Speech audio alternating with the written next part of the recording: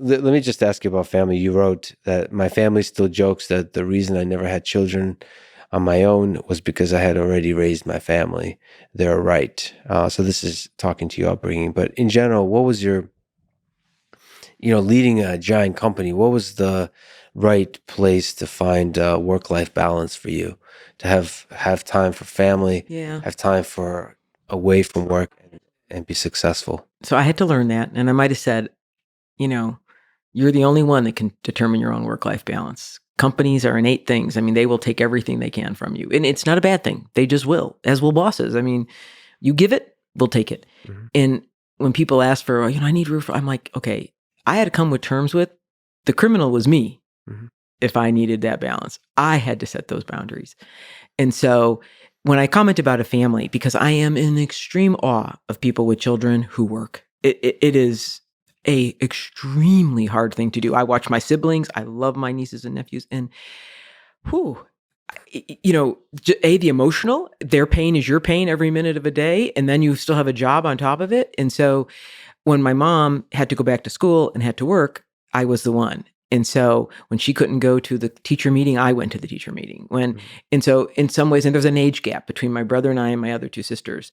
And so I'm still, they still call me Mama Bear even. I mean, I'm extremely protective of all of them. And it is as if I had raised them, and my mom did a great job raising them. I didn't, but I was there. And so when it came time to have children, and my husband came from a family where his father died and was raised by a single mother, very, very similar endpoint, different reasons why he ended up, his father did not abandon them.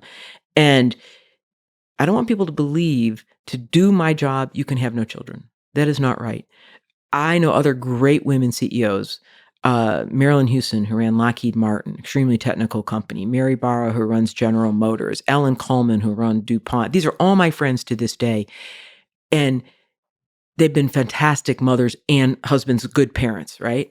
And so I talk about it because it was a choice we made. And so, we both felt, look, we'd reached a point where, for his reasons, what he had to do, I'd already felt that way, and that we were comfortable just being great aunts and uncles. And I'm a great aunt. I like to think that for my little guys and all. And they're older now, but lots of them.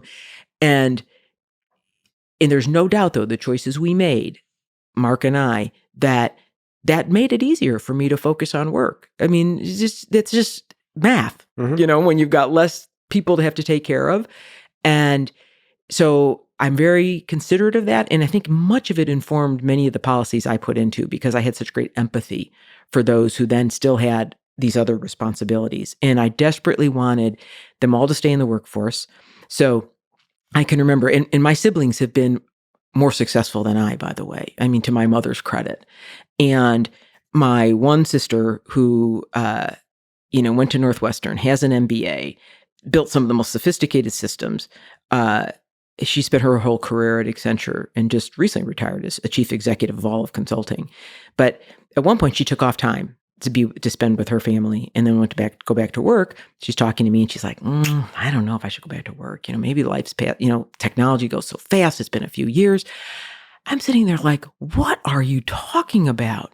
I'm like, look at her credentials. They're far outstanding. I'm like, and I thought to myself, like, ding, one of those moments. If my own sister feels that way with all her credentials, I'll bet. I went back to work the next day and I said, "Hey, pull for me all the people who've left for parental reasons or whatever, family reasons, and didn't come back."